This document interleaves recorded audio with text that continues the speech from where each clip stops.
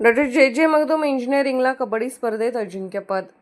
शिवाजी विद्यापीठ अंतर्गत lead college kabaddi स्पर्धेत डॉक्टर जे मगदूम इंजिनिअरिंगच्या महिला संघाने अजिंक्यपद तर पुरुष संघाने उपविजेतेपद पटकावले.